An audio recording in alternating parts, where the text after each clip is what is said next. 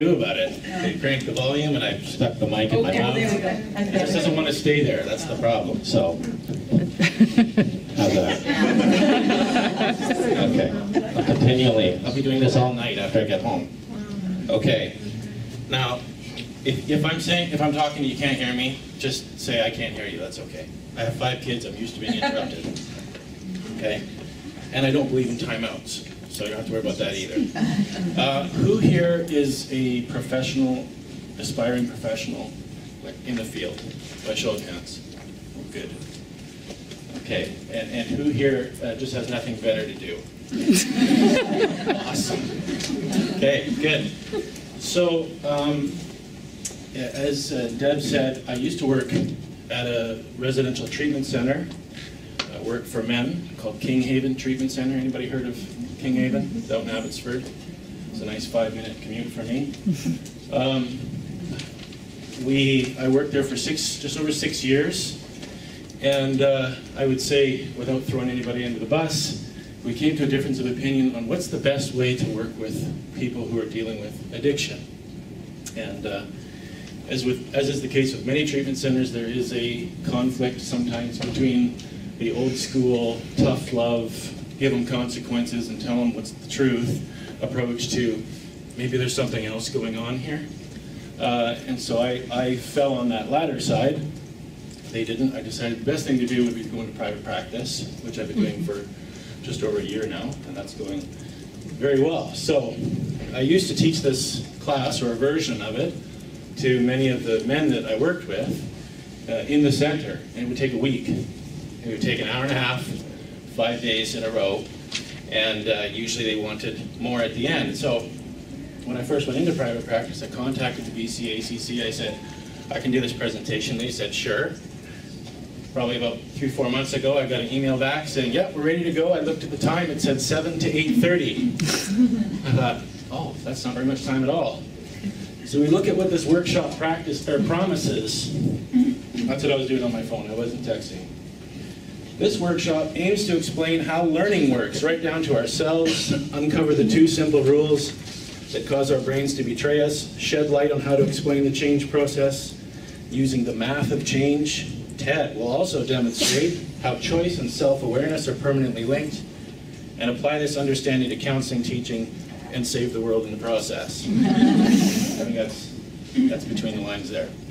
So hopefully I can deliver on some of that stuff, keeping in mind that this is usually a much longer presentation. I do want to have time for questions and things like that. So given that most people here are practicing professionals, or on their way to being that, and I'm going to assume a common understanding on some points here. Although, if you've, in your education, focused on counseling psychology, then some of this stuff might be new. So my master's degree is in the science of psychology. It was originally clinical psychology. I changed to counseling at the end because it was an easier path for me. I didn't want to have to do a practicum, take time off work and things like that, so I went the counseling route. But essentially, I work in a very clinical way, science-based. So we're going to be talking a lot tonight about brain development. Anybody here feel familiar with brain development? Anybody here studied brain development as a hobby? Okay, awesome. So what we're going to do, just the format basically, is I'm going to go through this quite a bit of information. I sent in a link to the PowerPoint slides, so hopefully you've all gotten that email that said that that's available. If not, contact the BCACC and I'll send it to you. And I just wanted to save paper and ink from my printer. So I'm going to stick to that presentation. The slide's pretty good. There's a few things that have changed since then. I have ADHD, so the reason why I brought my own computer was just in case I wanted to change anything on the way here, and it has been known to happen. So don't worry if you're following along the slides and we're not talking about what's on the slides. It's intentional, hopefully. Well, I'll just tell you it is, and you'll just trust me. Okay, so what we're going to talk about, how cells communicate. I should also tell you how I do this kind of stuff. Because of my, well, let's say it works well with my ADHD, I tend to go like this, in concentric circles. I'll talk about a whole bunch of things and then tie them together instead of going in a straight line. So if at some point you're saying, yeah, get on with it. Sorry, I will get there, okay? So just be patient. So this is a neuron, as is this, okay? More neurons. This is a neuron growing on a microchip, which is scary if you've seen Terminator. I recommend a book called How the Brain That Changes Itself. It will scare you too, at the same time inspire you maybe, but thinking, oh my goodness.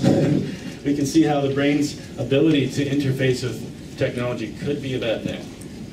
So this is also a picture of a neuron. So this is going back to your basic biology here. These are the parts of a neuron. The nucleus, the center part, that's the part that creates whatever material that the neuron is passing on. It passes it down the axon, down to that little part down there called the synapse.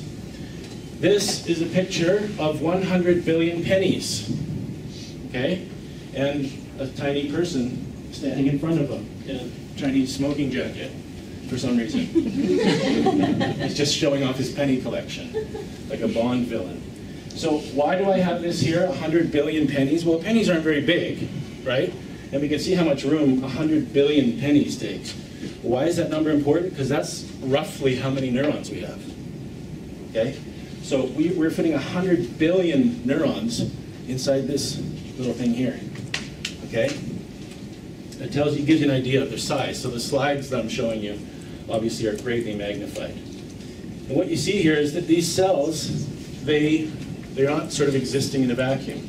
They are connected to each other. We're going to talk a little bit more about that later. They're called neural networks. So this here is an artist representation. This is an actual slide of a neural network. Okay, so these ones that are sort of super close up, those are actual slides, but they've just been dyed. Your brain isn't actually gamma radiation green, I hope. Okay, so the purpose of the brain, survival, okay, period. Survival of this moment. Okay, so when I'm talking about the brain here, what I'm talking about is that primitive brain called the limbic system. It's the home of your amygdala and your the process that starts your fight or flight. And we're going to talk a little bit more about that. But this is one of those rules I talked about in the introduction that can get in our way. So the survival of the moment, if that's the most important thing, if that's the sole purpose for the brain's existence, you can see how that's going to influence its decision-making process, right? This is why we jump out of the burning building from the 3rd floor. Like the brain just says, I don't want to burn, jump, and then says, I don't want to die too bad. Okay? It's not saying if I jump out of the window, then something bad's going to happen. When we get into that moment of extreme panic, fear, anxiety, fight or flight kicks in, just the moment is all that matters. And we're going to see why this is important, especially with things like addiction, where we look at people and we say, well, how could you drink? I mean, your kids are graduating from kindergarten, you decide to get hammered instead. Obviously, alcohol is more important to you. Okay? Well, maybe in that moment, he's in a stressful place. His brain chooses to survive that moment. It's not thinking, oh, what about Johnny? He's not even registered on the radar. Okay, so we'll get more into that a little bit later. So these are important words. Efficiency and expediency.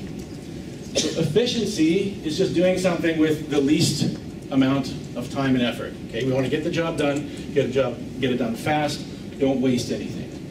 Expedient means doing it, as it says here, to our best advantage. In other words, the best long-term solution. So an example of that would be if I were to clean this table off in the most efficient manner, what would I do? Done. What's the next chore, right? But it's not expedient because now I got to pick up all the stuff off the ground. I'm going to have to buy new stuff, right? So unfortunately, because the brain wants to survive the moment, it focuses on efficiency, not expediency. So you can see how that might cause some problems. So efficiency is the best short-term solution, expedient is the best long-term solution. Oops, let me go back here.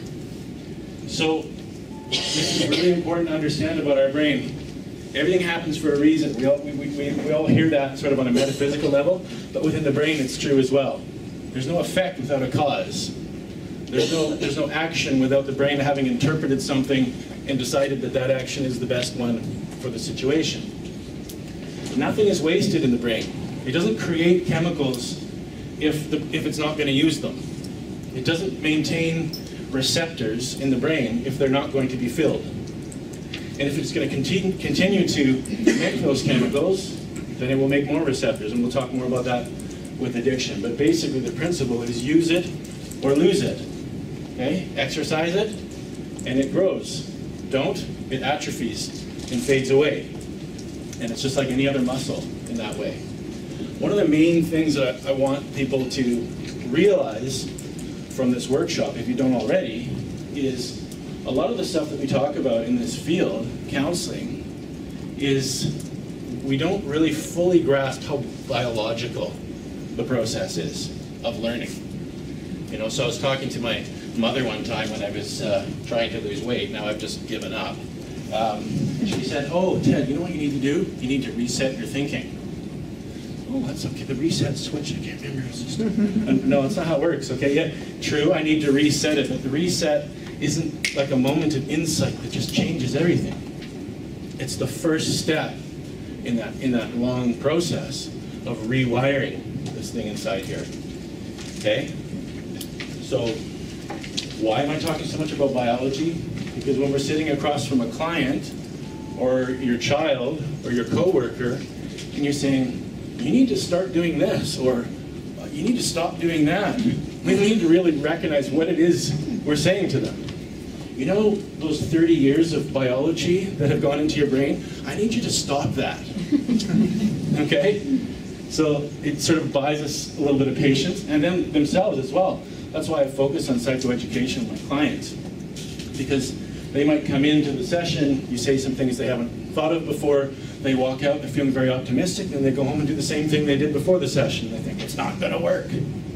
Right? Well, it will work, you just have to give it time. So this here is 2 neurons. Now you can see, we talked before, I showed you a slide that looked like they're all jumbled up. In actual fact, they're not touching each other. This space is called a synapse. Okay? And what's being passed back and forth in that synapse is these molecules of what we call neurotransmitters. Neurotransmitters, there's lots of different kinds. The ones we're mainly going to focus on tonight are dopamine and endorphins. Okay? So the nucleus creates these neurotransmitters, passes them down what's called the axon, that long little bit, comes to the end, releases them out into this space. Okay? That's called the synapse. On the bottom side, called the postsynaptic neuron, there are channels that are built specifically to receive those chemicals. Okay, so let's say that this chain of neurons here is passing dopamine along. It's not going to absorb endorphins, only dopamine. Okay? So what happens, it spits it out into the space. Some of it is absorbed and passed down, but there is extra produced. Now, if you remember, the brain says, use it or lose it. We're not going to waste stuff. So if there's extra, it doesn't just kind of go floating off and dissolve. The brain recycles it, repackages it, re-releases it. Okay? What happens if 2 cells, now of course I'm simplifying that because it's more like 100,000 cells and another 100,000 cells, are consistently communicating with each other, passing information back and forth? The brain wants to be efficient, so it will actually move the cells closer to each other. I'm going to show you some quick video clips a little bit later of this actually happening. Okay, so this isn't theory anymore, any more than it's a theory that I'm here right now. I guess technically I couldn't be. I might not be. This could all be a really bad dream. I can have exciting dreams. Thank you. So the cells grow closer together. Now, if we have two cells that are not communicating to each other, what's going to happen? They go further apart, right?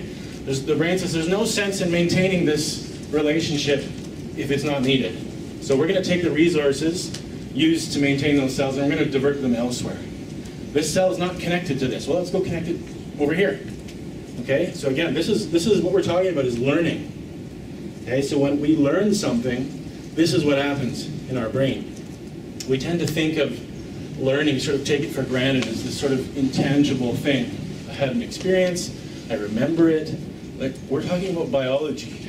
Okay, biology remembers it, right? The cells growing closer together, that's remembering it, that's learning it.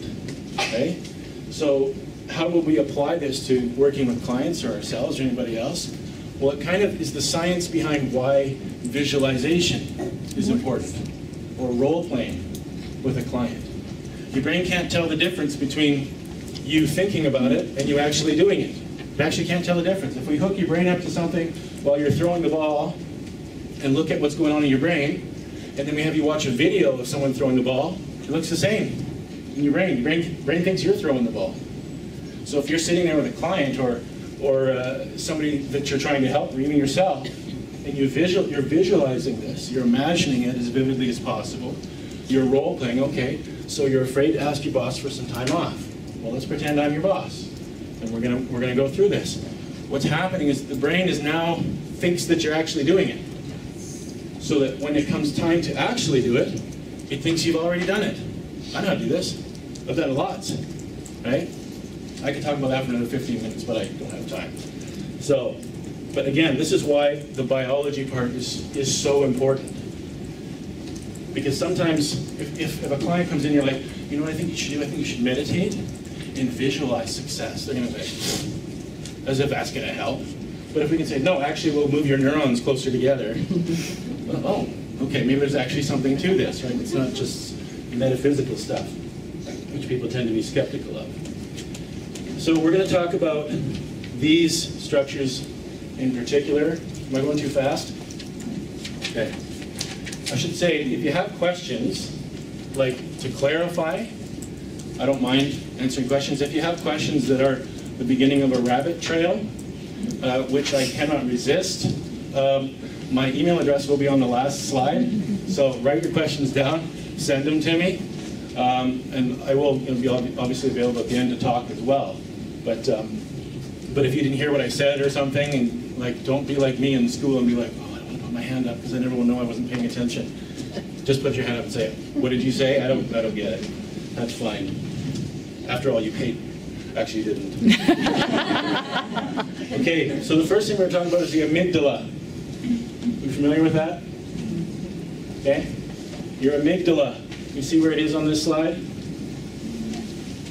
Okay? Tiny little thing is a really big troublemaker. Okay? The amygdala's job is to detect threats to your survival. Again, survival of this moment. Not long-term survival. Just this moment.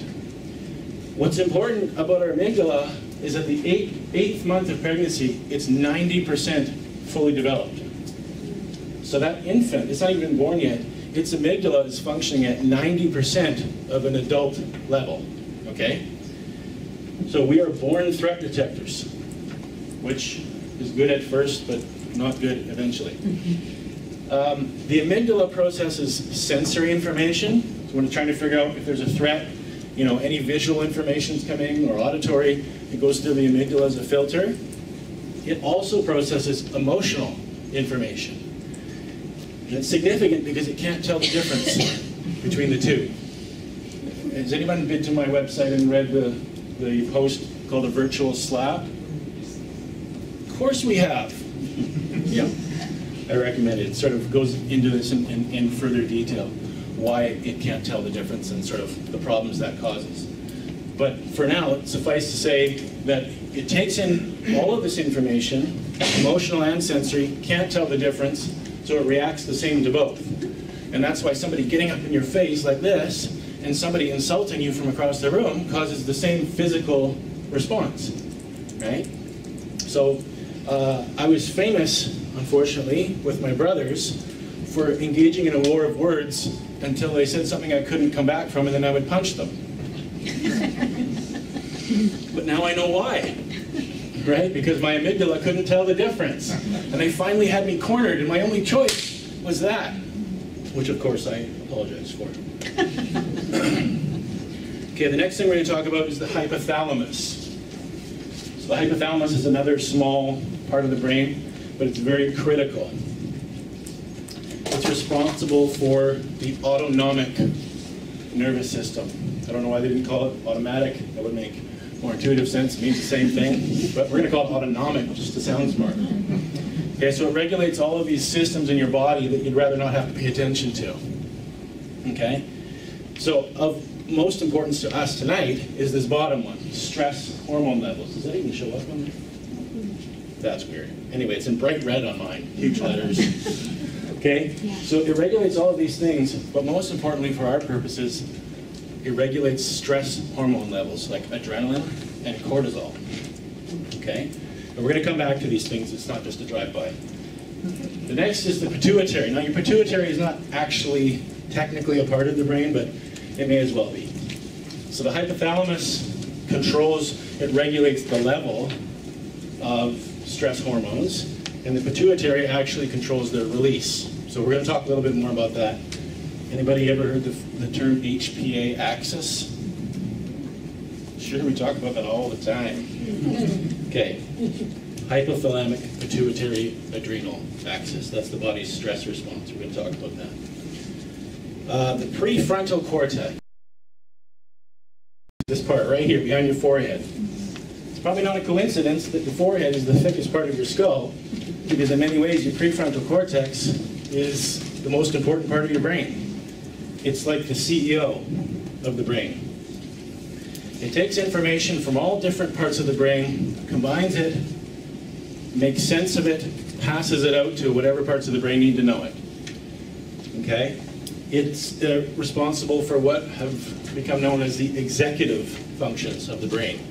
Planning, impulse control, that kind of stuff. It differentiates among conflicting thoughts. So, I think this says it here. No, it doesn't. Okay. So our amygdala is 90% fully formed at birth. Our PFC, our prefrontal cortex, our good decision maker, is 10% formed. And this is why babies think everything is threatening. I'm warm, I'm cold, I'm hungry, I'm tired. The response is the same, scream, fight or flight, right? Because they don't have the ability to discern.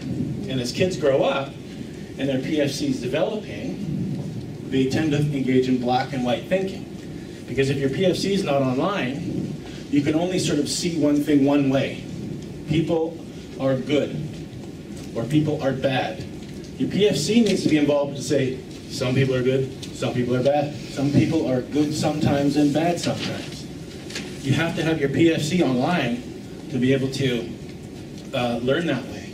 And we're going to talk, actually I won't, so I'll just mention it right now. What happens when the body has released adrenaline into the bloodstream is that it causes blood vessels in your cortex, the outer part of your brain, to constrict, which means blood flow to your PFC is reduced, which means your ability to think and reason and plan is offline, which is why when someone's freaking out and you say to them, well, now just think about this.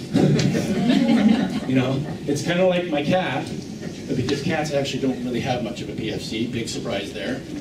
Sorry for any cat lovers here. I hear this meow sound, my cat downstairs. We only have one cat. How can he be in a fight by himself in the house? So I go downstairs, and there's the genius, Hercules, hanging by his back foot from the blinds in the window. PFC, what little he had, completely offline at this point.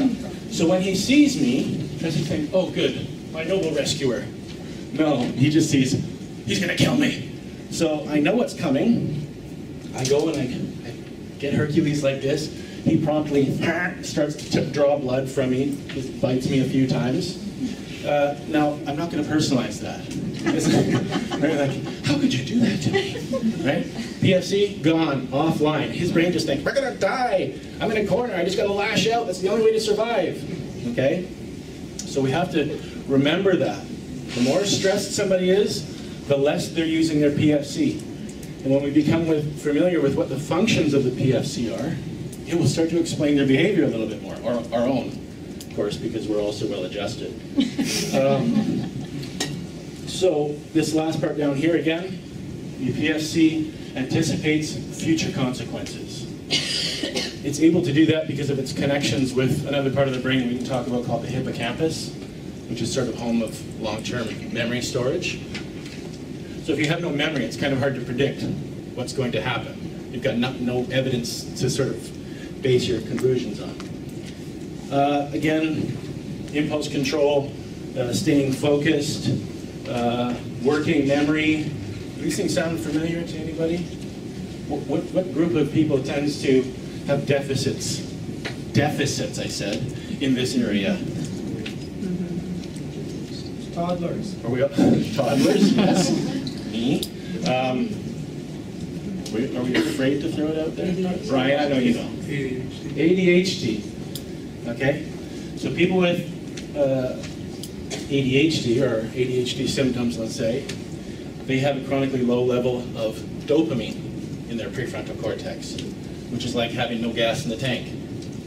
So if you need your PFC to be online in order to engage in all of these executive functions, and it's not, then sitting down with the ADHD kid and saying, Johnny, you just need to sit still.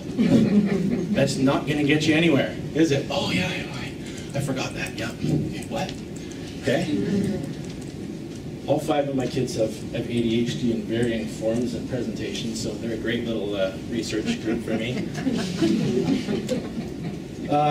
So the PFC is not just implicated in ADHD, but any kind of behavior problem that involves impulse control. So that includes aggression, addictive behavior, OCD, Tourette's, autism, stuttering, things like that. They've all been linked back to the PFC under-functioning or being underdeveloped in some way. So again, I want to just sort of point out, this is biology we're talking about. Okay? It's not attitude. You know what? You just need to want it. Okay? So I was talking with a friend of mine. He's a very successful veterinarian. He's in his 60s, coming towards the end of his career. He's made a good life for himself. He said, when my kids were going through high school, they were diagnosed with dyslexia. I didn't know what that was.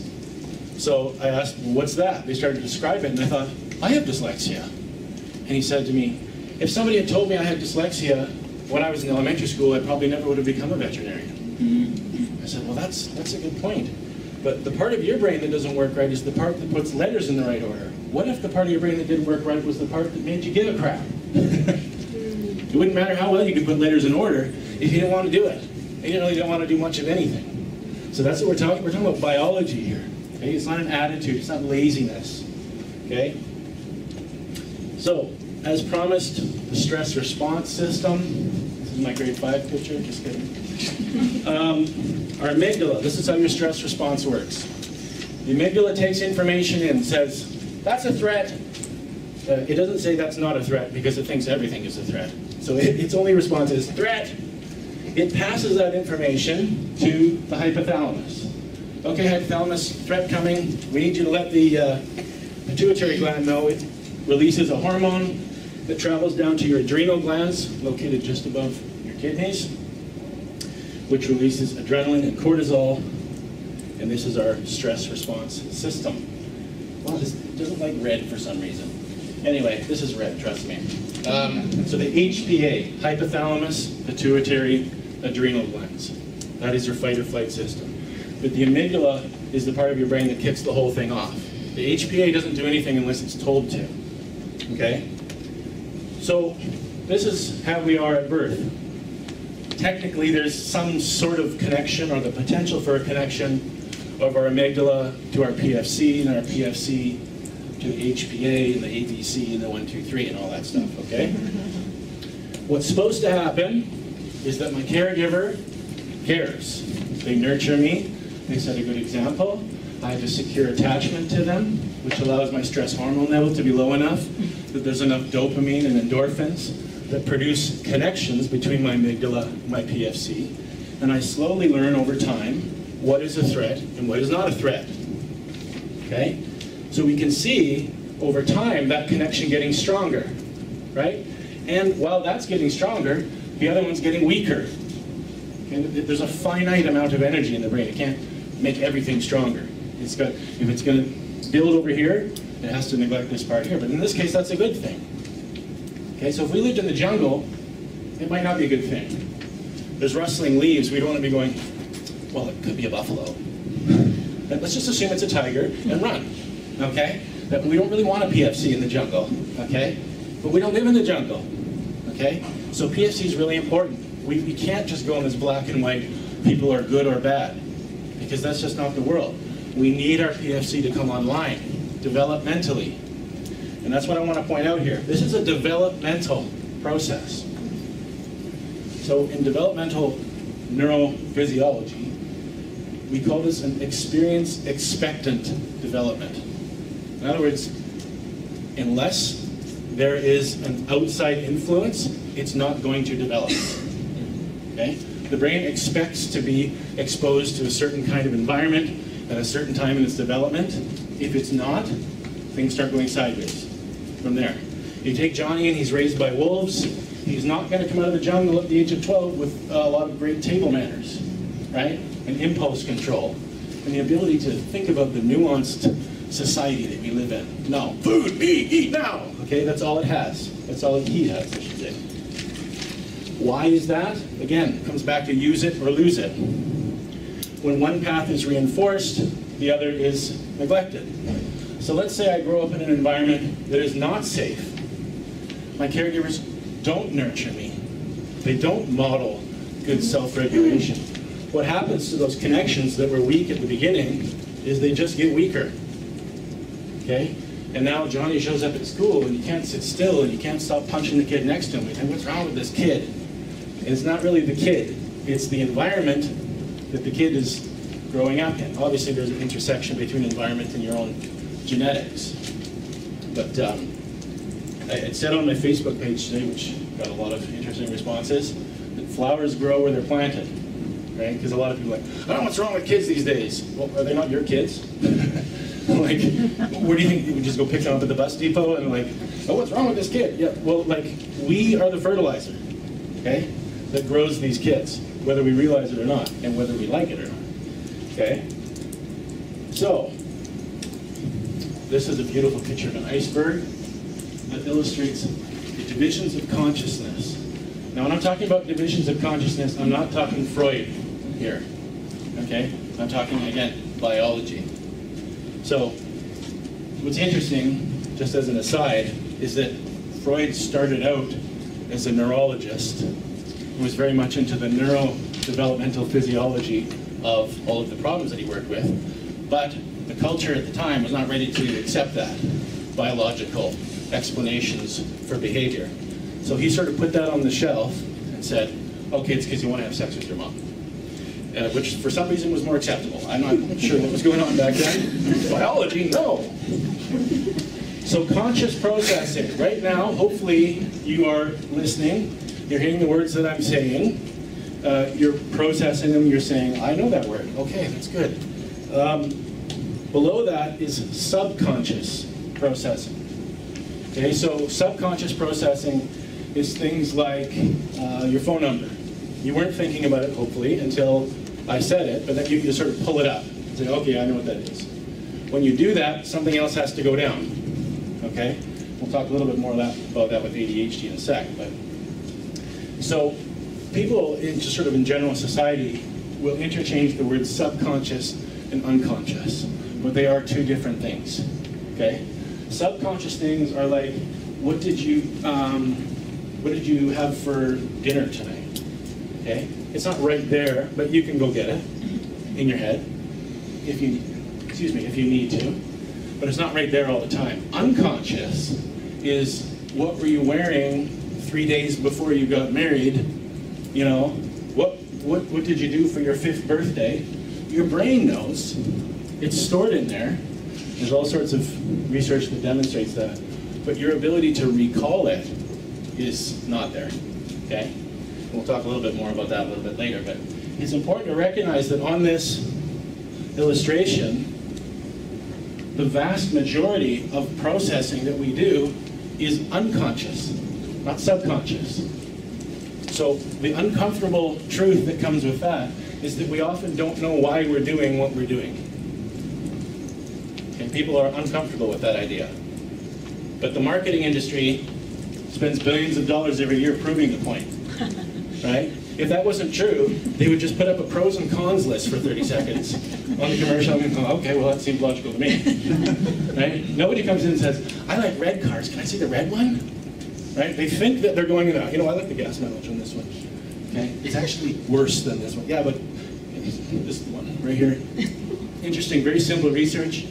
They take two identically priced items, identical items, put one stack of them on the right side of the store, one stack on the left side of the store, the ones on the right sell out. Same item, same price. Why? Most people are right-handed. They go to the store, they go to the right. If you were to ask them afterwards, why'd you buy that? Seemed like a good deal? None of them would say, I don't know, just kind of lean to the right most of the time, and there it was. And you know, people don't think that way, right? It's unconscious processing. There's a finite amount of space up here for processing. We can't be always thinking about all of this stuff. We have to turn control over to our, what we call implicit memory or implicit processing. If we've come from a very healthy place, that's a good thing. If we've come from an unhealthy place, it causes a lot of problems. Because that part of my brain is taking in information, processing it, drawing conclusions, leading to behavior, but not letting me know about any of that. And I'm left to experience my behavior while trying to explain it to myself in real time. This sounds very far-fetched, but recent research in this field, they're actually able, they have someone sitting here, they're in front of a computer, this thing pops up, they're supposed to choose right or left. Very simple choice. And what they find is that they can predict with 80% accuracy which one they're going to choose 7 seconds before they choose it. 7 seconds before they report having decided which one they're going to choose. We already know which way they're going to go by looking at what's going on in here. Okay? So that's a very simple task, right? But it is indicative of what's going on up here. So when people, you know, I love it when a client comes in, you sit down, you say, so you continue to engage in such and such behavior, even though it's doing all this damage. Why do you think that is? I don't know. Oh, good. We've got a starting place here. When someone says, well, it's because of this, this, and this, I think, okay, we got a lot of deconstructing to do before we start building the actual reasons. So to set in the introduction, I value explanation a lot, because I think a lot of times, especially when working with anxiety and or depression or post-traumatic stress disorder, the worst thing that can happen is when people start to become anxious about their anxiety. Right? Now it's feeding off of itself. It doesn't matter what's going on in their life now. They have an ever-replenishing source of anxiety, which is their own brain. I continue to behave in ways that I don't understand, therefore I can't control, and that's crazy to me. I'm crazy. But if we can say, no, that's actually happening because of this. These cells are doing this and this and this. Like, oh, okay. Well, that makes sense then. Not only does it sort of reassure them to realize this is like a normal reaction for, you know, this stimulus, this input leads to this output. Okay, I just see where I fit in that equation, as opposed to, you know, people come in, they'll say, you know, I found out my husband was cheating on me with my sister, now she's pregnant, and then when I confronted him, he punched me in the face, and I'm just not handling it well. I said, no, how does somebody handle that well? I just find myself sad all the time. Yeah, okay, that's sad. That's normal. That's a normal reaction to that, right? So if we can understand on a biological level why this behavior is normal, it's expected, it's predictable, then it sort of takes some of the mystery out of it, and that unknown is a big cause of the anxiety. So what was initially an awkward moment turned out to be something great. I was sitting with a woman, and she'd been through lots of terrible things, and I said to her, after sort of talking about this, I said, the fact that you're in my office right now, you have your own place and everything, that's kind of a miracle. Like, because if I were to input the data from your life into a computer program and predict the results, I would predict that you would most likely be a prostitute. She said, I am a prostitute. I said, well, there you go. Perfect. It illustrates the point. Well, she's not anymore. She got out of that, right? But a big part of that was realizing where she had ended up in life was a natural progression of the experiences that she had. She wasn't deficient or deviant. She had followed the course that sort of her experiences combined with her biology had laid out for her. When she realized that, she could stop beating on herself for it and start doing something about it. Okay, so now we're going to talk about neural networks. Time to okay. Cells that fire together, wire together. Okay, that little phrase captures what we were talking about earlier. If these two cells are communicating all the time, they're going to go like this to make communication more accessible, or more efficient, I should say. So I'm just going to show you a couple of really quick clips of this happening. Again, to underscore the biology of this. This is not philosophy that we're talking about. So when I'm talking with my clients and saying, well, when this happens, your brain associates with this, I say, this is not philosophy. We could show you this happening under the microscope. Okay, and that's what these clips are. This is a fetal neuron growing in a petri dish. Okay, it's time lapse, obviously. So we see that it starts out there, it's growing out, it's growing branches, it's sending out signals. There are other neurons on this slide, obviously they don't show up in the video, because it's not just out wandering around. Right? It's sending chemical signals, it's receiving them, and in response it's saying, oh, there's something over there we want. Okay, this is another clip of the same thing. You can see how much activity is going on. This is a real network. It looks kind of spacey and weird, but that's inside a brain. Okay?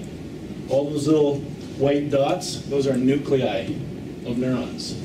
And they're reaching out their little arms and communicating with each other, saying, hey, do you want to hang out? Sure, let's do it. Only in neuron language. Okay, again, these are fetal cells growing in a petri dish, time-lapsed. You can see, they're throwing out little branches. They're saying, hey, let's hang out together for a little while. And then they say, you know what, I don't like you. Forget it, I'm going to hang out with these guys over here for a while. This is another little one just playing on a loop. You can see, watch what's happening right there. You can see it growing out, reaching out, grabbing on, connecting with something else. Okay, this is what we're talking about. Again, it's not philosophy. It's not a metaphysical that we're talking about. We're talking about biology. The fact that you're here tonight, you're listening, you're hearing information maybe that you haven't heard before, this is happening inside all of our brains right now. This is learning, okay? So again, let's put that into perspective when we're working with people, including ourselves. This is what we're trying to affect, okay? Yeah? Does age have to do anything? Yes, I'm glad you asked that. So, the question was, does age have anything to do with this? Yes, it does slow down as we age, but not as much as we think, okay? So the whole idea that you can't teach an old dog new tricks is baloney, okay? So you can't use that as an excuse anymore. But during the first 18 months to 3 years of life, there are times when the brain is growing new connections like this at the rate of 1 million per second. Okay? Going under that amount of change, and my mom's super depressed all the time, and just sits like this in front of the TV while I'm reaching out for her. I'm really setting a foundation for the way my brain's going to develop a concept of what to expect from caregivers, right? As opposed to later in life, where that process is significantly slowed down, we probably can endure adversity a little bit differently because it doesn't have so much of an impact because it's not growing as many connections. There's lots of different directions we can go with it, but I have to stop myself. Okay, so now we're going to talk about neural networks. So now that we understand sort of the biology of what we're talking about, let's start to apply it in understanding people. So if in my brain I have this group of cells that represents danger, a group that represents safety, a group that represents dad, okay? And I fall and skin my knee, and I go to dad, and I say, I hurt myself, and he says, oh, it's okay, Johnny. You know, here, let me help you out, give me a Band-Aid and everything. What happens is those cells that represent dad and the cells that represent safety, they're starting to migrate closer to each other. So that when I need safety, my brain will automatically think, I'll go to dad. Dad's safe, right? Or when I'm around dad, I will feel safe. It happens automatically. But let's say I go to dad and he's like, suck it up, princess. Or something like that. What happens then is that I don't feel comforted, I don't feel safe. I feel like, ooh, it's not okay to feel how I feel. I don't feel safe with that. It's kind of dangerous. You know, he's mad at me. He's my attachment figure, and he's like, he's rejecting me right now. That's not safe. So what happens is that danger and father become associated with each other. Sorry, we're picking on dad. It's just he's a convenient target here. But the same thing could happen with any caregiver or person in that position. So, not only are danger and father becoming more associated, but safety and father are becoming less associated. So now, when I actually get into danger, it doesn't even dawn on me to go to my father or anyone in that role for safety, because that connection is kind of shriveled up and dried away. So, a sec. I'm a rock star. We know that, because we're talking about neural networks, that my father, he's not just father in my brain.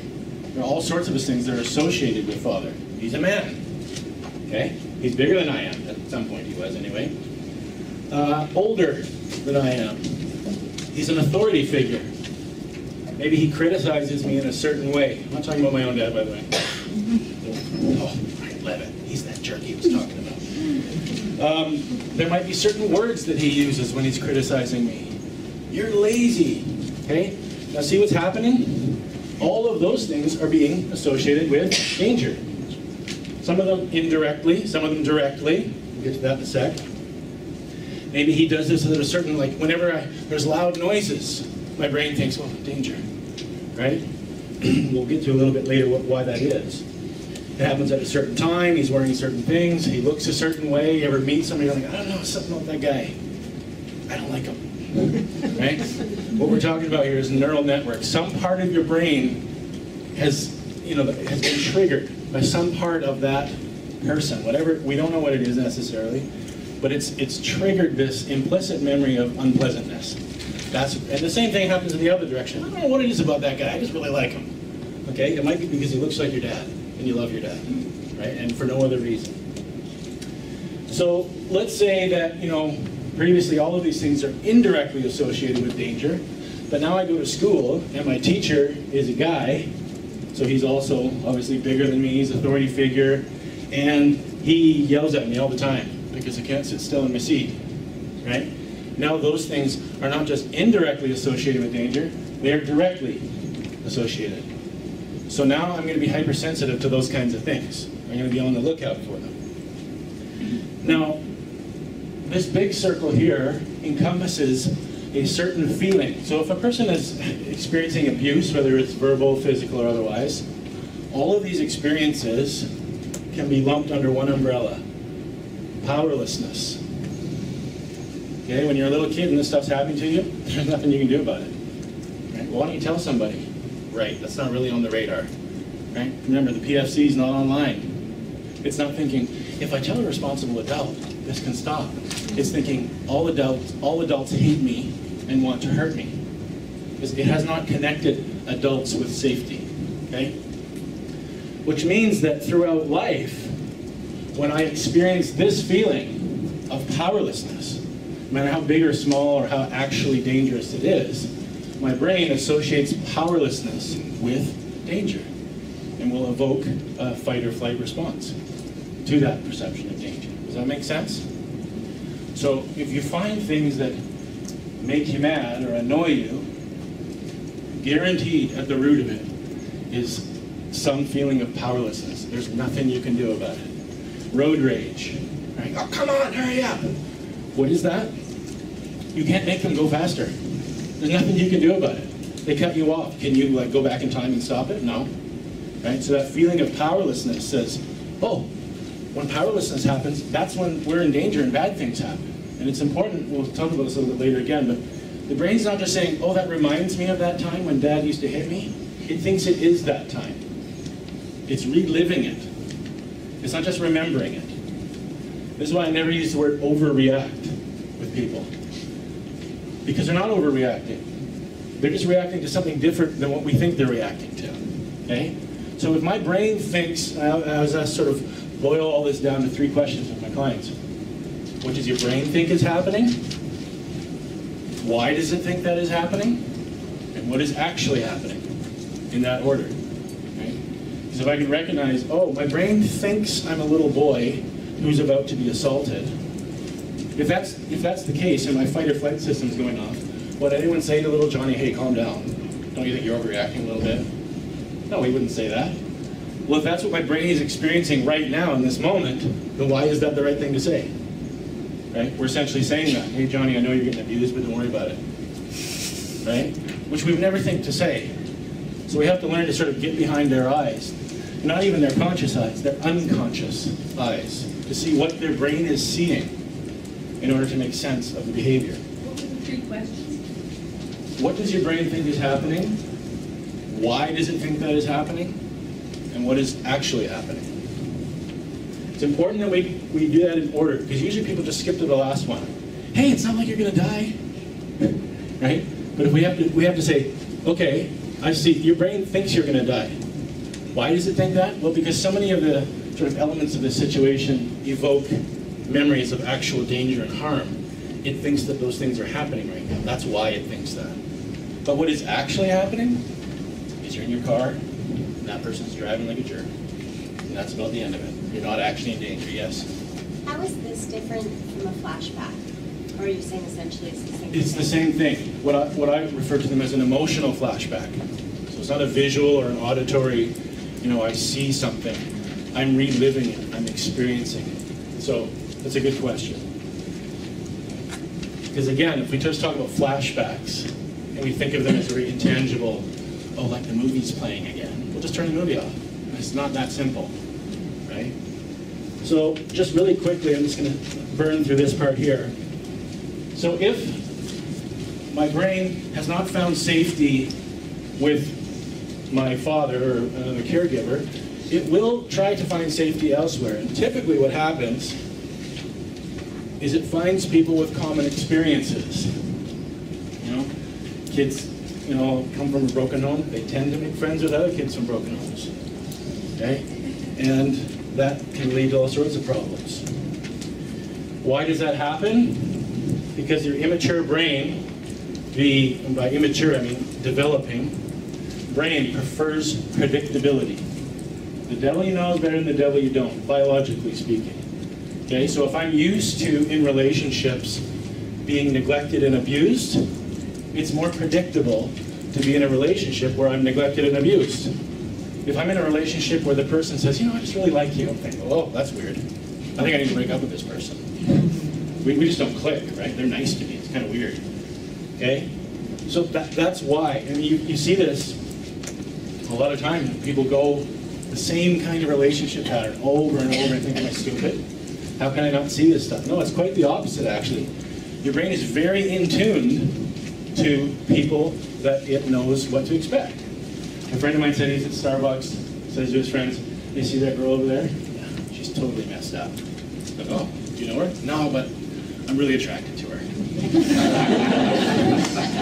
Okay, so he's learned, that feeling of, ooh, that's a warning bell. Okay, that's not, I think there's something between us. Yeah, shared traumatic history. Okay, that's not necessarily the best basis for the foundation of a relationship. So, again, my friends are maybe associated with safety for me. Let's say these friends that I now associate with safety like to break into cars. They get a rush out of it. Or they like to smoke weed. Or they like to sort of go around and have sex with everything that moves. Okay? Because they are associated with safety, that behavior becomes associated with safety.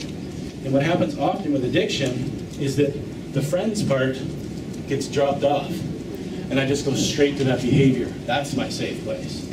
And that's where, you know, when you're working with people and they're wondering, you know, do I have an addiction problem or not? Do you do it by yourself?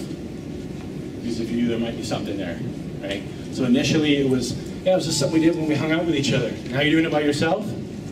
Okay, we've moved sort of to the next level, right? We're dropping people out, and we're finding that same safety now in things. Now, I'm not just talking about substances, activities as well. That's why, like on my website, I specialize in addictive behavior, not addiction. Because when people say addiction, they think drugs and alcohol. But a sexual addiction, a spending addiction, gambling addiction, it's all the same, neurologically.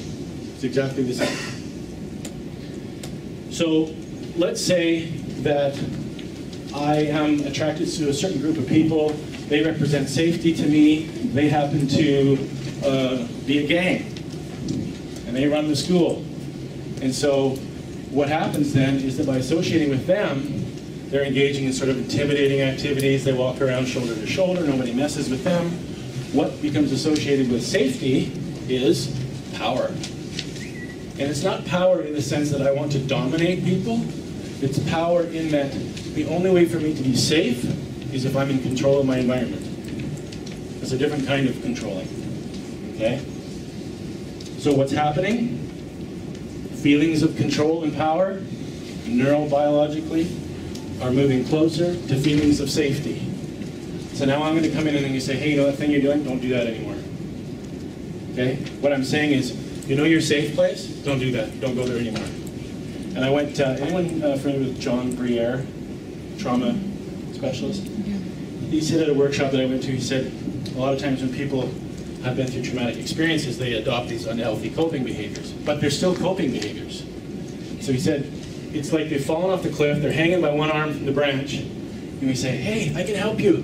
You just need to let go of the branch. You're like, I don't think I'm going to do that, okay? Unless we can give them something else to hold on to. So again, realize what it is we're asking of people. You know the only thing you've ever done that could take the pain away? I need you to stop doing that. Okay? We better have a good alternative for them. All right? So, this is where we come to addiction. I'm going to have to burn through this stuff. This, to me, is the most important principle when dealing with addictive behavior. It's not about feeling good. It's about not feeling bad. Okay? People who are engaging in addictive behavior or have been trapped by it, they're running away from something. They're not running towards something. Okay? This is something that I would always talk about with my clients because they would use the euphemism partying. Yeah, he's partied pretty hard. Oh, behind the dumpster. You just had a little party there. That wasn't a party, buddy. Okay? That's not a party. What you're doing is you're desperately trying to escape reality. That's what you're doing. Now, what is it about reality that you need to escape? Right? Gabor Mate says, the question is not why the addiction, or he says, not why the addiction, why the pain? Is his question, right? What is it you're trying to get away from? And again, these things are unconscious. So they're like, oh, I don't know, my girlfriend? It goes a little bit deeper than that. Okay, so again, the brain wants to avoid pain in the moment. Pain is killed when these chemicals are released in our brain, to oversimplify things. Especially endorphins, the body's natural painkiller, which is also the chemical of attachment. So when baby's crying, mom picks him up, says it's okay, soothes. What happens is the baby's brain is getting flooded with endorphins. So if I've grown up in an environment where that didn't happen, my brain says, I'm in distress, I need endorphins. Oh, I'm going to bang my head against the wall. That's going to cause pain. My body will release endorphins to deal with the pain, and it covers my emotional pain as well. This is what's behind self-harm. People will say, oh, I cut myself just to feel something. Again, this is our way of trying to explain seemingly irrational behavior. But if you recognize that by cutting your arm, you're releasing a flood of endorphins in your body that's generalized. It doesn't just go right to that cut. It's generalized. Those endorphins kill not only that pain, they kill your emotional pain as well. Makes perfect sense. The brain doesn't say, well, I can't get endorphins from good people, so you know, what's the next best thing? It says, what's the next available thing? So if I happen to be walking down the street feeling sad and someone says, hey, you want to try this OxyContin? Hey, that works. Now I've got all these endorphins. My brain says, that's the thing I'm starving for. Where can I get some more of that? Would we fault a starving person for wanting to have seconds if we'd given them a delicious meal? No, we wouldn't, right? Of course you want to have more. Go ahead.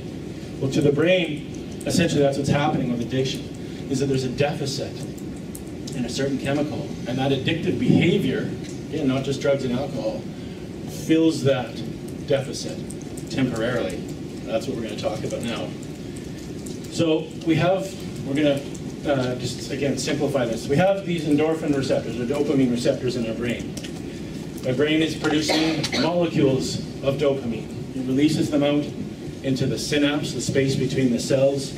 They get absorbed by these receptors. Maybe there's not quite enough there. That's okay. It's kind of fluid, sometimes more, sometimes less. What happens is, let's say I engage in some addictive behavior that really cranks up my dopamine. Okay, so I have sex. That doubles my dopamine level. Okay? I have this excess of dopamine. That's how it feels really good. Now, if I'm doing that over time, we go back to the sort of waste not, want not principle of the brain. It says, well, you know, if we're always going to be producing dopamine in this quantity, you know what we need is we need some more receptors so that we can handle it. So we're not always like recycling stuff. So let's build some more receptors. And now I'm getting more dopamine, more of it's getting passed on, and we all live happily ever after. Except there's another part of our brain that's counteracting this, and that's the part that wants to keep what we call homeostasis, which is a really fancy word for balance. Not sure why, again, we can't just say balance, but so within balance there is a range, right? What happens when the brain goes outside of that, other processes kick in automatically to restore balance by reducing, okay? So if I am engaging in behavior that's greatly increasing my dopamine level, part of my brain says, oh, I like that, let's get some more. Another part says, that's not good for us. So what we're going to do, we're going to lower our dopamine production. So let's say every Friday night, I get off work, I go to the bar with my friends, we get hammered, my brain gets into this pattern of recognizing, oh, Friday night, that's when we could quadruple our dopamine level. So we don't want to do that. So what it will do is, in anticipation of it, it will lower your dopamine baseline.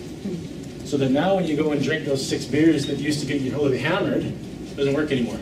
It gets you up, yes, but not to where you were. Okay, so this is working well. The brain says, see, gotcha.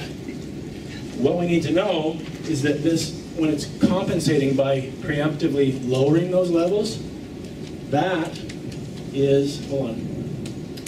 Okay, so this is explaining what's happening there. You have all these extra receptors now that aren't being filled. Okay? That is craving. Okay? When I say craving, I'm not just talking about some jonesing while they're detoxing. I mean, when it's a Friday night, and as you get closer to closing time, your brain starts thinking about the pub. Yeah, I'm gonna go to the bar. Yeah, that's what's happening. Is that your brain is saying, oh, here comes the dopamine wave, we better get ready for it. Starts lowering it down. Now, for some reason, I just started thinking about drinking all the time. Yeah, I just can't stop thinking about drinking. Why? Because your brain is anticipating that that's where we're going. It's created this vacuum of dopamine that I now need to fill. Why is this important when working with people? Because they need to recognize, well, we need to recognize as well, this is a biological process that we are left to interpret, right? But if we understand the biology of it, we can say, well, what's happening is your brain is sort of withdrawing right now to send up dopamine. It thinks that you're going to go do this. That's why you feel like crap right now. But if you hang in there and say, you know what, I'm just not going to do it tonight, eventually your brain will get the picture and say, oh, I guess we don't do that anymore. And it will stop doing that on Friday night because it has learned we don't do that anymore. I don't need to prepare for it. And eventually that feeling kind of goes away. Now what happens if I'm not content with this part right here? Well, I'm going to keep increasing my use, or keep increasing the level of my addictive behavior in order to get back to that same place again. So the brain's going to keep dropping it down. Now what happens when I stop? I don't just feel, I'll feel like death, right? People who are coming down from a cocaine high, like, it's like the worst ever. I don't know if anyone here has ever experienced it, I haven't, but I've seen it. This is why. We have all these receptors that are just begging for dopamine, but it's not there. So that's what where tolerance comes from. So I'm just going to hammer through these because we're running out of time.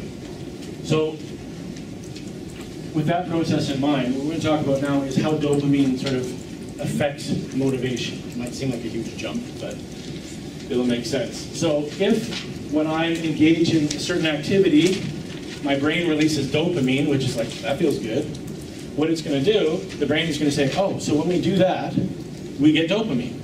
Right? Just like when we go to the bar and drink, we get dopamine. Those are associated. So now my desire to go to the bar produces dopamine. I don't have to go to the bar anymore. Just thinking about going to the bar produces dopamine for me. And this is why you see a lot of people in addiction talk about being addicted to the lifestyle. Right? It's not even so much the substances anymore. It's the hunt, it's the chase, it's the scheming and scamming. That's why. Because those things have become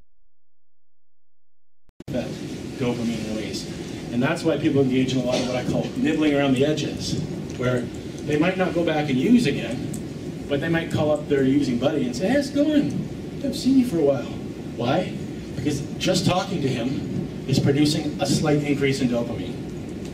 But of course, it restarts the whole fire again, right? It's like, well, why don't we go see him? We can get more dopamine now. I'm not going to use or anything, right? Next thing you know, they're back using again. So that's something to be aware of. Again, we're talking about biology here. So when the person's saying, yeah, I was thinking about going and seeing my dealer because I owe him $50 and I really feel bad about that. I just want to pay him back, you know, honorable. We're thinking, you liar, right? They probably actually believe it, right? All they know is that they feel this draw to the dealer. They also know they don't want to use anymore. So now they have to explain this to themselves. Why is it that I want to go see the dealer when I don't want to use drugs? It must be because of this, right? So if we can help them see this is why you're drawn to the dealer, it gives more power to resist that. So you know what, if you just don't go, eventually that feeling's going to go away. So this leads to a little bit on ADHD. Okay, so dopamine is responsible for connecting these cells, to make learning happen, to increase motivation to do things. So if this is the amount of dopamine that's released when a regular person or with a regular brain chemistry engages in a pleasurable activity, this is usually the amount of dopamine, roughly, that is released with the ADHD brain. Things that are rewarding to a regular brain aren't that rewarding to an ADHD brain. That's why I'm always bored. I'm always looking for something else, something new, right? It's about dopamine, straight. It's pure and simple dopamine. My brain is not getting the dopamine from this activity that you are. That's why it's boring to me, okay? So that means that, and we're going to talk about this in a sec, but so things that we think of as sort of intrinsically motivating, yeah, but if you do a good job, then, you know, people will pat you on the back. But if my brain only experiences like a third of the pat on the back, it's not really that motivating to me, right? I'm going to seek out things that are more motivating, intrinsically motivating to me. And sometimes that leads to addictive behavior, right? So kids who are not treated for the ADHD, some studies show they run a 700% higher chance of developing substance abuse problems. Probably not a coincidence, right? But the brain has a deficit in dopamine, and a lot of addictive behavior produces great amounts of dopamine. They stumble across it as a kid. Oh, I want that. That's the thing my brain wants. I'm going to go back for some more, right? So another implication of this with the ADHD brain, so this is a reinforcement gradient, it's called. So let's say I've done my homework today, and I hand it in, and next Tuesday I get a reward for doing well on my homework. The more time that passes between me doing the thing and getting rewarded for it, the less effective the reward is, okay? Less dopamine is produced, the brain is less able to associate the effect with the cause. So this is an irregular brain. So if I get reinforced or rewarded right away, it's pretty reinforcing. If you wait a while, it's less reinforcing. The ADHD curve looks like that. So even a reward that for a normal brain would be, pretty decent right off the bat. And we're already like behind the gun, right? I don't understand. It's good enough for Johnny. Why isn't it good enough for Susie? Well, this is why. There's not as much dopamine. It wears off faster. And the thing that, like, okay, so you do your homework today and we're going to give you the mark next Tuesday. Well, those things aren't even associated with each other at all. It doesn't show up, of course, because this thing hates red. But you can see by this tiny gap in the line that that's about where it is. Okay, so that's the same. Oops, let me go back. Okay, so this is in a normal brain. It's not as reinforcing, but it is still a little bit reinforcing. That same line in the ADHD brain, it doesn't even make an impact. There's no ripple effect even, right? I don't understand why you can't connect working hard in September with your grade in December. That's why, okay? So this sort of really has a lot of implications for behavior modification programs with kids with ADHD. If you're going to reward a kid with ADHD, or an adult for that matter, and hope that that reward is going to improve or increase that behavior, you're probably going to have to reward them while they're doing it. Because if you wait till the end of the day, you're really losing a lot of effect. Of course, that's extremely labor intensive. You're a high school teacher, you've got 4 kids with ADHD of the 35 that are in your class, but you're going to be following them around. Good job, Johnny. Oh my God, good job, Susie. Like, it's just not practical, right? So what's happening is the kids they're trying to work, there's no reward for it, so they get off task, and off they go, right? And we say, what's wrong with these kids? Okay?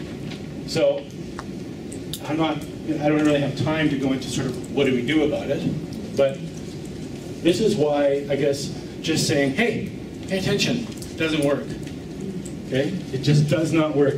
Matter of fact, it often makes things worse. Because now we've increased their anxiety level, which robs blood from their PFC, which is the part of the brain that would be able to pay attention anyway. So the more you're like, hey, listen to me, the less they're able to listen. Okay, so when I say to my son, Luke, look at me. Look at me, Luke. Like, we think, you little, this is a willful thing. No, his brain is less able to look at me the harder I am on him. Okay? So now we're going to talk about panic and anxiety. And I'm going to lump aggression into this. This is the big trick. When I teach this class about understanding anger and anxiety, at the beginning I say, okay, the trick is that anger is anxiety. If I just said anxiety, then none of the angry people would come. Okay? But it's all the same thing. Okay? It's the fight side of the fight or flight response. And anxiety is the flight side. It's the same thing we're talking about. So this little thing here, the Corpus Callosum, is the part that connects your right brain to your left brain. And again, this is going to be very oversimplified. When we have an experience, the story, the narrative of what has happened gets stored on the left side of our brain. The reason for that is because right about right here is the verbal center of our brain, the home of language. Okay, so it makes sense that the story of what happened is stored on the left hemisphere, so it's more accessible. Okay? Another interesting thing about that verbal center is that in order for us to be able to consciously recall something, it has to be able to connect with that verbal center. Which is why when someone says, I remember being born, probably not, biologically speaking, because your verbal center wasn't there yet. So it's hard for your brain to have connected anything to it. Okay? And that opens a whole other debate, obviously, but what goes to the right side is what we call the affect, or the physical manifestation of the emotion of that experience. Now, if that experience is negative,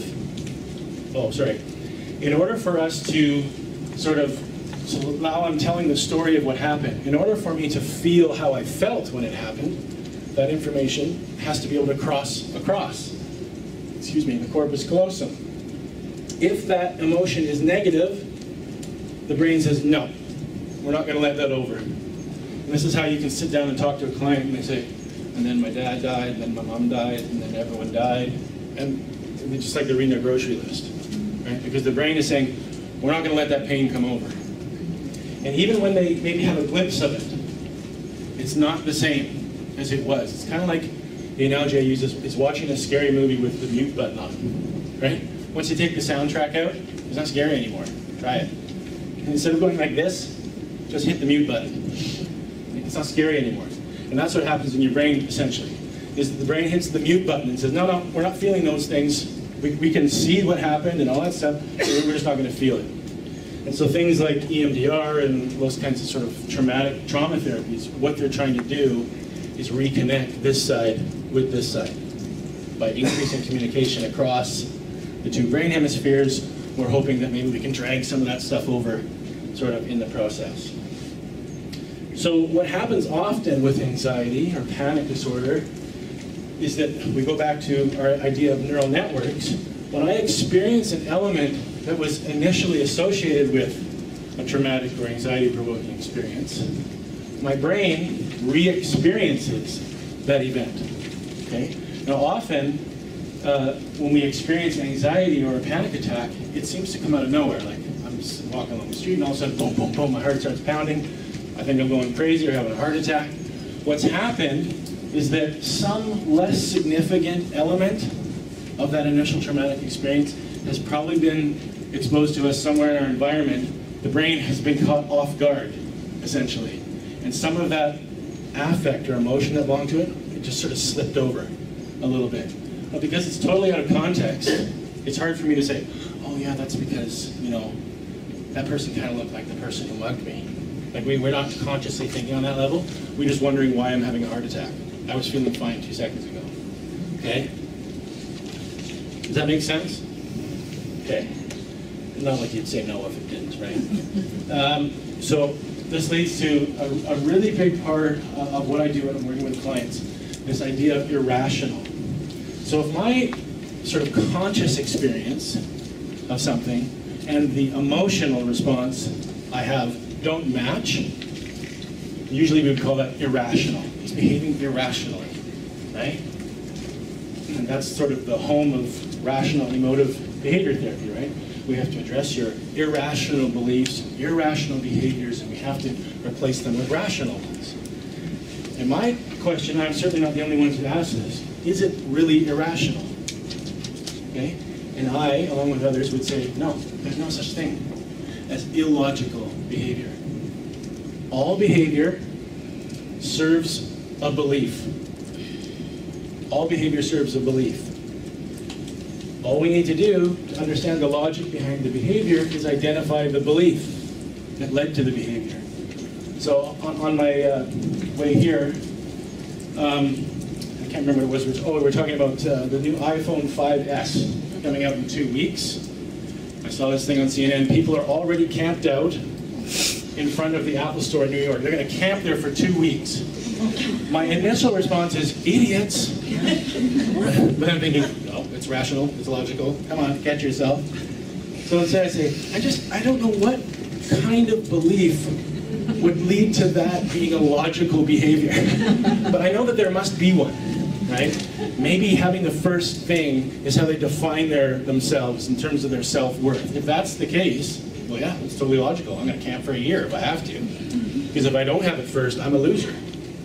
Right? If that's your belief system, that's a totally logical thing to do, right? The problem is that often the beliefs are inaccurate. Okay? They're false. So when you learn about logic, they teach you that as math, right? If all A's are B's, all B's are C's, then all A's are C's. Perfectly logical, but it's not true at all, right? A's aren't C's.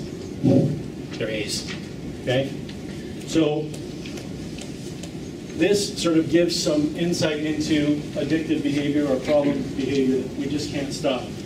If my brain believes discomfort is unbearable, not just uncomfortable, but unbearable, as in unsurvivable, and eating Tim Hortons donuts, just to pick something out of the air, removes that discomfort right away, what's the most logical thing for me to do? Tim's, right? It would be really illogical for me to not go if these were my beliefs, right? So, is it logical? Yes. True? No. Go all the way back to the beginning. If surviving the moment is the most important thing for your brain, and whatever problem coping behavior we have will accomplish that, what am I going to do? I'm going to re-engage in that behavior over and over and over again. As long as that first thing is my belief. I have to be able to convince my brain that, you know what, there are other things that we need to think about, not just the moment, right? I apologize for going so fast, but there's just way too much stuff here. So what needs to change? The belief. I work very much from the inside out. I don't really believe in fake it till you make it. For me personally, it's fake it till you resent it and then campaign against it. So work from the inside out. It might take you a bit longer to get there, but when you do, you got a stronger foundation that can withstand the whirlwind. Okay, so this is the last thing I'm going to talk about. The math of change. Okay, so we'll go through this in a sec. This is sort of an idea that I came up with not long after I started taking my ADHD medication. And it's not a coincidence because I learned all of this stuff. But when I was trying to put it together, it was like I was looking through glass that had been fogged up. And I just knew that it fit, but I couldn't see how. I started taking my ADHD medication. And I would say within a week, there we go. I had the whole thing. I knew it was there. I knew it was there. I just couldn't put it together. So the elements of this formula, I'll do like this, don't worry, I suck at math, so it's not complicated. I'll tell you what they all stand for. Again, this is all in your handout as well. So T stands for time, the duration over which we've had a certain belief. Repetition, how often that belief has been repeatedly presented to us. Salience, this means how significant or important that belief is. Attachment in this formula refers to, what is its relationship to attachment security? But don't worry, this will all make sense in a second. And V stands for avoidance value, meaning does this belief help me avoid pain or danger, especially in the moment? So let's say, ever since I was a little kid, I was taught to believe that I was a stupid idiot. I couldn't do anything right. Okay? I'm now 37 years old. Over the course of those 37 years, that's been repeated to me a lot. So what we're going to do is we're going to assign a value of 10 out of 10 for time. A 10 out of 10 for repetition. It's been repeated so many times, not just by other people, but by me as well. Idiot, can't do anything. Is that a significant message? You're an idiot who can't do anything? I would say so. One of the most significant messages that you can receive. Let's say that I receive that message a lot from my attachment figures. Does it have implications for my attachment security? Yep. Right? So we're getting 10 out of 10 to all of these things. Avoidance value. Does having that belief allow me to avoid pain?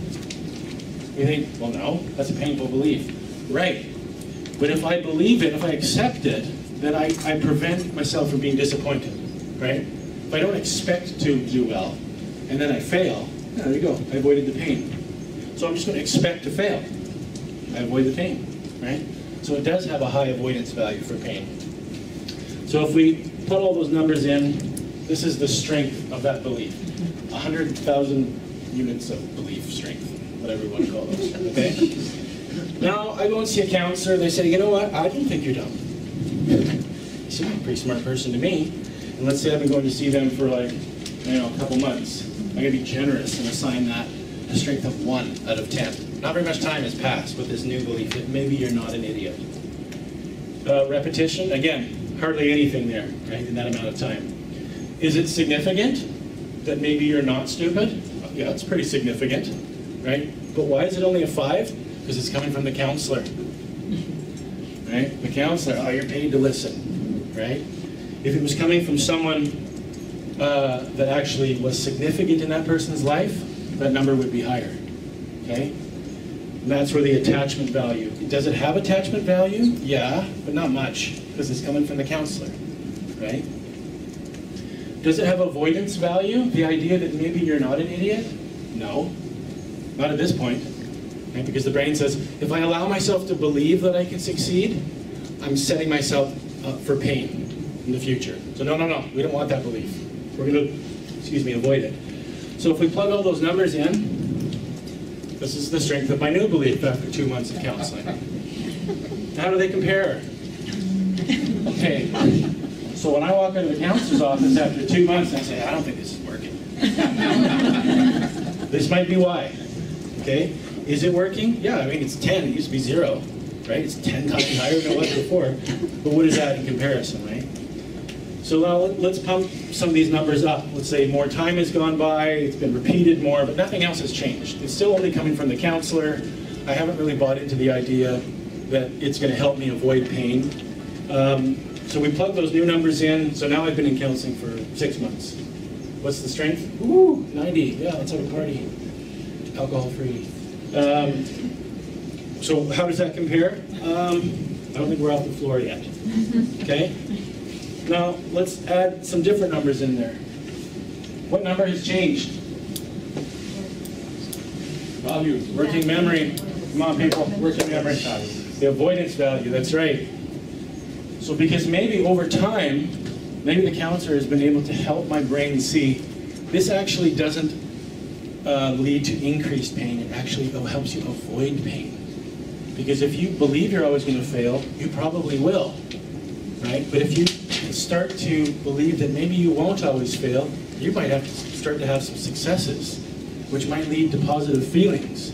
Now the brain starts to say, oh, you know what, maybe this is a safe belief. But again, it's a very short amount of time has passed to give us that number 6. But look at the difference it makes, okay? The other one was 90 with the same amount of time and repetition. If we can convince the brain that this is actually not increasing your danger, but decreasing it, it has a huge impact in the strength of that belief. Now, it's still nothing, but look, we are off the floor. We're this far off the floor. So, you know what, I think this might be starting to work a little bit. Okay? Now, what happens if it's not just the counselor saying these things, that the person's significant people in their life, they start to notice that this person is making some changes, and they say, you know what, I really see a difference in you. I think you know, whatever you're doing is really working. Up goes the salience, right, because it's coming from an important person. Up goes the attachment value, because it's an important person. That means maybe we can be more securely attached together. And this is taking place over, you know, more time in counseling. Maybe the partner comes in and joins them, and we're all in this together. That's the strength that happens when important people start to reinforce the changes that are happening. And that now we're getting into significant difference, right? This was a 0, and now it's a 6,300, okay? So what does the formula tell us? These are the 3 most powerful parts of changing. Salience, meaning, is this message coming to them from an important person? Does it foster attachment security? And sometimes as the counselor, you're the attachment figure. Often, actually. Usually, I would say. Temporarily. You become the safe place for this person. The idea is to farm that out to people in their life that are significant and salient. Can we help their brain see that this is actually protective and not increasing their risk? Those things, it doesn't have to be a lot of time and repetition for significant change to happen. Okay? So, not a lot of time, not a lot of repetition, but those 3 things are right in there in place. Okay? That's significant. That's a significant difference. And we can see that if we add time and repetition to that, things are going to start to change pretty quickly. And I like this formula, not just because I came up with it, but because it really allows me and the client to have patience with the process, right? And to recognize you can't do it alone. When I watch a movie and someone says, this is just something I think I need to handle myself, I'm like, no, you don't, okay? We have this idea of the lone wolf. It's this noble creature howling at the moon. Yeah, the lone wolf dies of starvation and disease, right? Because they're meant to live in a pack, and so are we. So if you think you have to do it by yourself, you are going to slow the process down. The more you can involve important people in your life, the faster it will go. So in the introduction, it talked about, you know, rules that we need to learn. These are the rules to keep in mind. The brain's goal is to survive this moment. So if we're interpreting people's behavior, including our own, through these rules, it will start to make a bit more sense. The brain's goal is to survive the moment. 2, the brain prefers familiarity over health. So I can keep going down the same path over and over again. Use it or lose it, in a very literal way. If you don't practice new skills, they will erode. Whatever we do, we will get better at doing, even if that thing is slowly killing us. The vast majority of the cognitive processes, the things that are motivating and driving our behavior, are unconscious. And so we have to sort of deduce or infer from behavior what's going on beneath the surface. And stop relying so much on what I think the problem probably is, because we're probably wrong. We have to sort of become more objective and say, well, in order for that behavior to be logical, you must think this. And now we're going to address the belief. And that is the last part there. All behavior is logical and rational. And lastly, change takes time. Hollywood has ruined many things, and I think one of the things that it has crapped all over is our field, because you see somebody in a movie or a TV show and the therapist says, well, have you thought about this? And they say, oh, that's the truth, and now my life is different. No, like a moment of insight does not rewire 30 years of conditioning in your brain. It might be the start to that process, but it's like learning is not an event, right? It's not it is a process. So I apologize again that I had to fly through that whole thing. This is my contact information. If you have questions that you want to ask or you want to contact me for any reason. Again, if you don't have the slides that go with this, contact somebody from Deb. Contact Deb and she can get it out to you. So I apologize again for keeping you so long. Do we have time for one or two questions? I think we do. Okay. Thank you very much.